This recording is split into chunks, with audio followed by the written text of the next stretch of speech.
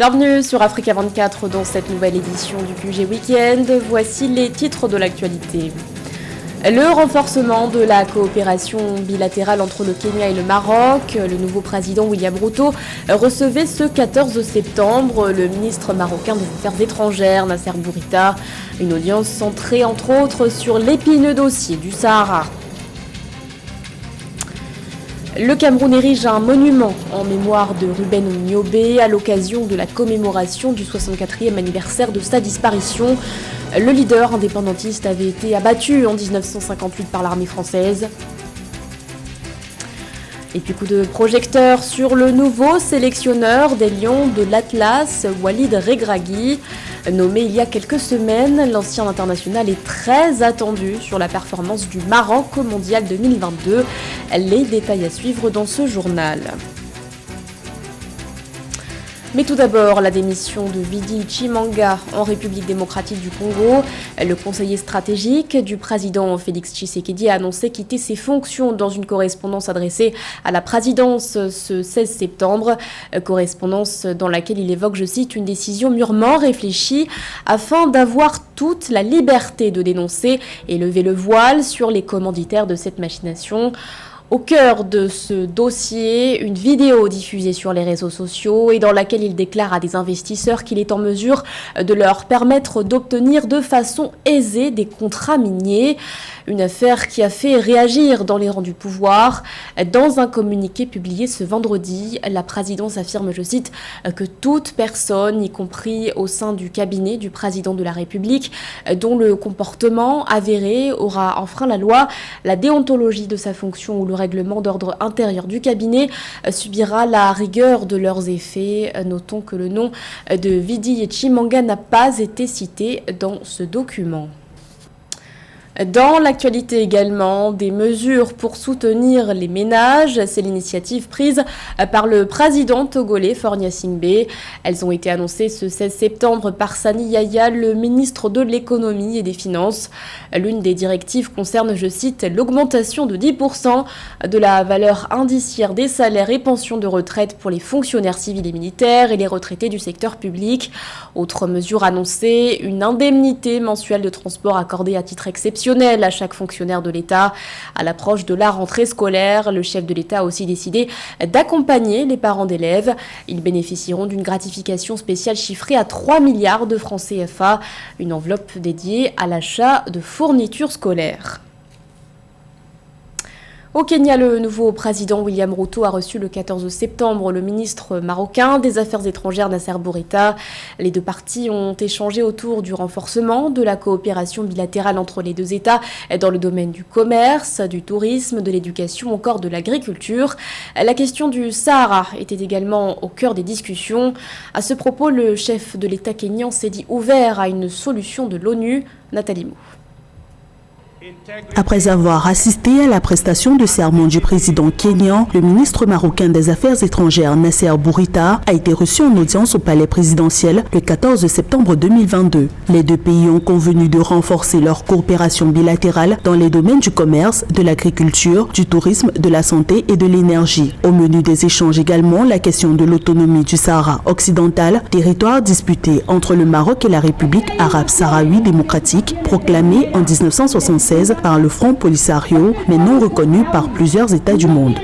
L'agence de presse officielle marocaine, citant un communiqué de la rencontre entre le chef de la diplomatie marocaine et le président William Ruto, rapporte que le Kenya a décidé de révoquer sa reconnaissance de la République arabe sahraoui et que des mesures étaient initiées pour la fermeture de sa représentation à Nairobi. Le tweet du nouveau président kenyan William Ruto annonçant le 14 septembre une rupture des liens diplomatiques de son pays avec la République arabe sahraoui démocratique peut s'inscrire sous le prisme d'une maladresse diplomatique. Pour preuve, le tweet a été supprimé quelques heures plus tard, créant ainsi une confusion sur la réelle position du Kenya. De son côté, le président William Ruto, sur ses comptes officiels, a indiqué que le Kenya fait confiance au cadre des Nations Unies pour trouver une solution durable aux différends qui opposent le Maroc au Front Polisario depuis 1976. Le Conseil de paix et de sécurité de l'ONU propose la tenue de négociations directes entre le Maroc et le Front Polisario. En outre, une mission des Nations Unies pour l'organisation d'un référendum au Sahara occidental a été établie depuis 1991 pour préparer un référendum à l'occasion duquel le peuple du Sahara occidental choisirait entre l'indépendance et l'intégration au Maroc. La question de la reconnaissance ou de la souveraineté du Polisario est un problème épineux et qui dépasse le simple seuil du Kenya. L'ONU, quant à elle, considère le Sahraoui occidental comme un territoire non autonome en l'absence d'un règlement définitif et a déployé une mission de maintien de la paix, la MINURSO, afin d'éviter toute escalade. Le Kenya était jusqu'ici un allié de la République arabe sahraoui. En 2021, sous le leadership de l'ex-président Uhuru Kenyatta, le Kenya réitérait son soutien au Front Polisario. En avril 2022, le pays d'Afrique de l'Est avait inscrit la question sahraoui dans l'agenda du Conseil de paix et de sécurité de l'ONU. Jusqu'à l'entrevue du 14 septembre 2022, le Kenya plaidait pour la prise en compte des positions de l'Union africaine qui reconnaît au Sahara occidental le droit à l'autodétermination et à l'organisation d'un référendum. Le Cameroun rendait ce 13 septembre un hommage à Ruben Oumniobé. Un monument a été érigé en sa mémoire à Boumniébel, localité située dans la région du centre. Figure de la lutte pour l'indépendance du Cameroun, il avait été abattu par l'armée française le 13 septembre 1958. Une date sombre dans l'histoire commune entre le Cameroun et la France. Les explications de Nathalie Mou.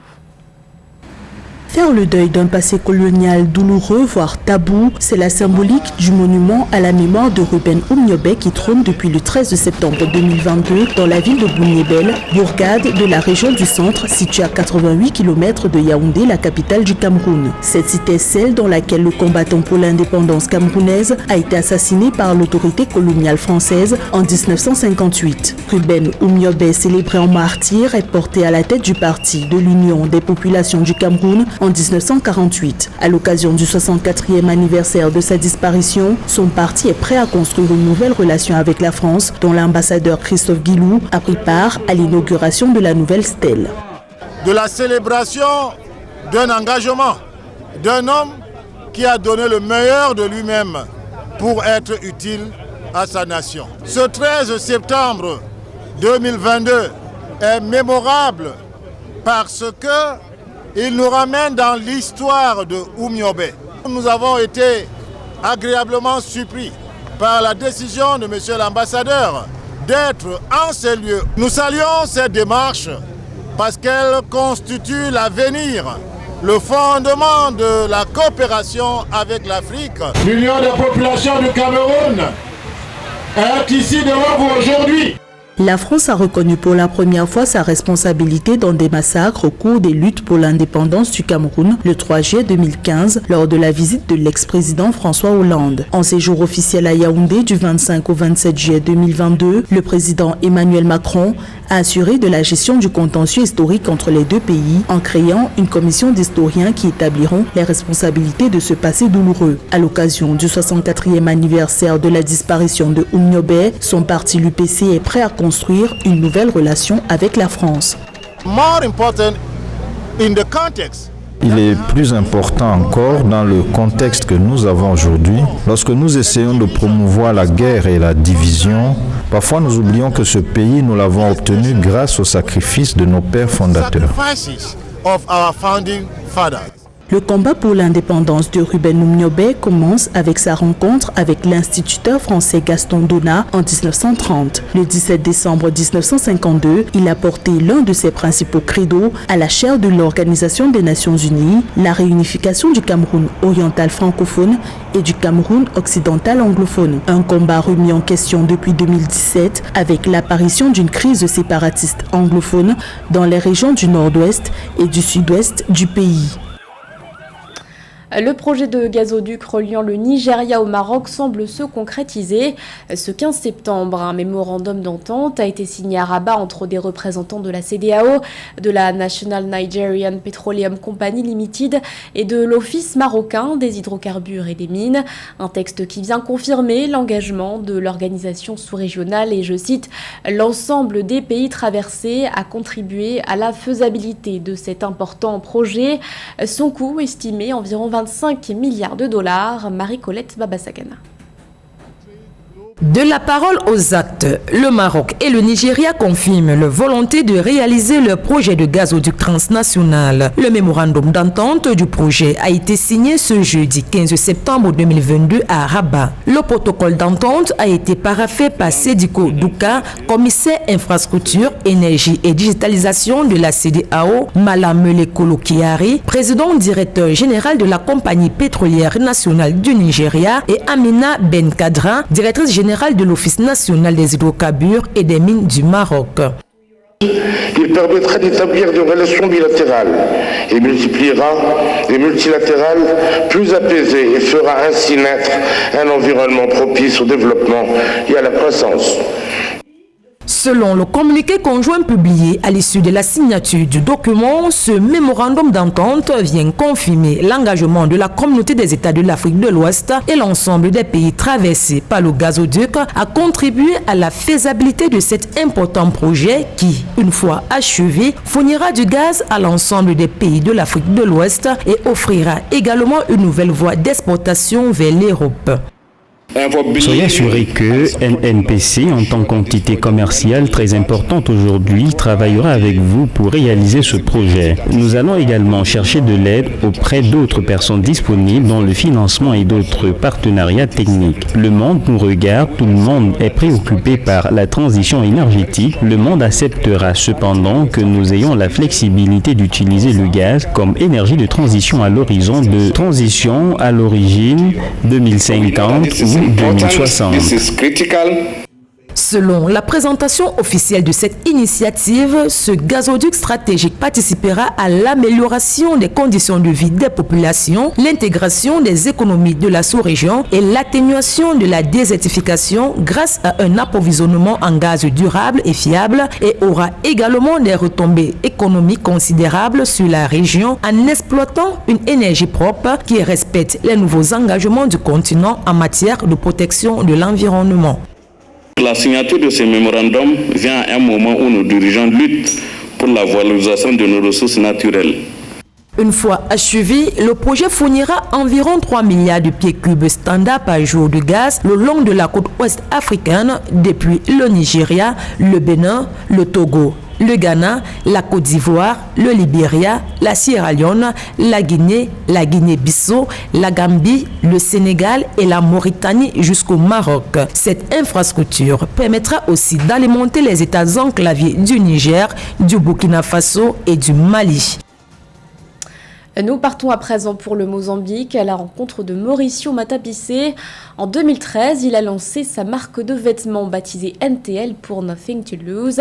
Alors que ses créations connaissent un franc succès à Maputo, Mauricio Matapissé voit plus grand et ambitionne d'aller à la conquête du marché international. Karine Selvam. Concentré avec son stylo en main, ses croquis et ses dessins en disent long sur son talent. Mauricio Matapissé semble maîtriser à la perfection l'art du modélisme. Il est le créateur de la marque de vêtements NTL qui a vu le jour en 2013, une marque qui fait fureur à Maputo, la capitale du Mozambique. Malgré tout, il ne compte pas s'arrêter là, il espère se hisser au même niveau que les meilleurs créateurs du monde. À ce stade, je pense que nous devons encore travailler davantage, nous devons donner plus de qualité à nos adeptes, à ceux qui croient en notre projet, à ceux qui achètent nos produits. Nous devons créer cette dynamique qui fait que lorsqu'une personne va dans un magasin pour acheter Gucci ou Nike et qu'elle voit NTL, elle ressent un certain équilibre. Il se demande s'il doit acheter ceci ou cela.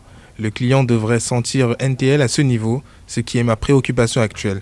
Je ne suis pas trop inquiet de vouloir rejoindre un tel ou un tel pour la visibilité. Une visibilité qu'il souhaite obtenir grâce à la conception originale de ces modèles divers et variés. Des ensembles colorés, des gilets ou encore des casquettes, il y en a pour tous les goûts chez NTL. L'entrepreneur de 39 ans a réussi à refaire la garde-robe de plusieurs Mozambicains comme Mata ou encore Neuza. Je suis un passionné de chapeaux et j'ai trouvé des chapeaux de qualité chez NTL. Donc je dépense beaucoup moins pour avoir la même qualité. Le produit est bon marché pour sa qualité. J'aime la collection d'été car le tissu est très bon et vous avez la liberté de choisir la couleur, la taille et le design de vos vêtements. Des vêtements au design originaux qui permettront aux modélistes mozambicains de donner une renommée internationale à sa marque, du moins c'est l'objectif visé. L'actualité sportive à présent avec la préparation du Maroc à l'approche du Mondial de football 2022. Une compétition qui représente un défi de taille pour le nouveau sélectionneur des Lions de l'Atlas, Walid Regragui. L'ancien international a été nommé le 31 août dernier en remplacement de Vaïd Alilodzic. Son portrait avec José Douglas. Walid Regragui est né en France et a joué dans plusieurs clubs, mais son cœur a toujours penché pour le Maroc. Son palmarès en club est aussi très riche. Il a fait ses armes au FUS de Rabat. Entre 2014 et 2020, Walid Regragui a dirigé pendant quelques mois le club qatari Al Douaï, avant de rejoindre le Wydad Casablanca en 2021, où il a remporté la Ligue des champions d'Afrique aux dépens du grand rival égyptien Al Ahly. Nous sommes tous derrière Walid Regragui dans sa nouvelle mission à la tête de l'équipe nationale. On lui souhaite bonne chance et bon courage. Et dès sa nomination, Walid Regragui, qui a signé pour 4 ans, était conscient du travail qu'il attendait. Il va diriger ses premiers matchs en tant que sélectionneur avec 2 rencontres amicales face au Chili le 23 septembre et le Paraguay le 27. Le public marocain attend de bons résultats. On espère faire de grandes choses. On va tout donner pour vous rendre heureux. Il doit faire mieux qu'en 1986 au Mexique, où le Maroc était la première équipe africaine de l'histoire à atteindre un 8e de finale de la Coupe du Monde. C'est quelqu'un qui connaît très bien le football, c'est quelqu'un qui a porté ce maillot, c'est quelqu'un qui a joué le haut niveau parmi l'équipe nationale, au sein de l'équipe nationale, quand il était dans l'équipe de Badou Zaki et qui a joué cette finale de la Coupe d'Afrique des Nations en Tunisie. Pour ces 2 prochains matchs amicaux, le sélectionneur s'appuiera sur 2 internationaux qui évoluent en Europe, Noussaïr Mezraoui du Bayern et Achraf Hakimi du Paris Saint-Germain. Voilà, pour une équipe comme le Maroc aujourd'hui, avoir 2 latéraux de très haut niveau, c'est quelque chose d'exceptionnel. C'est effectivement une chance. Après, ça comporte aussi des problèmes en termes de temps de jeu, parce que forcément, faudra voir comment va jouer Walid Regragui, est-ce qu'il va jouer en 3-5-2 ou pas, un schéma qui correspond énormément au profil de jeu d'Achraf Hakimi. Hakim Ziyech et Younes Belhanda effectuent leur grand retour en sélection. Et pour les rendez-vous du Qatar, le Maroc jouera en groupe F contre la Croatie, la Belgique et le Canada. Ce journal a été réalisé par l'ensemble de la rédaction. Merci de votre fidélité. L'actualité continue sur Africa 24.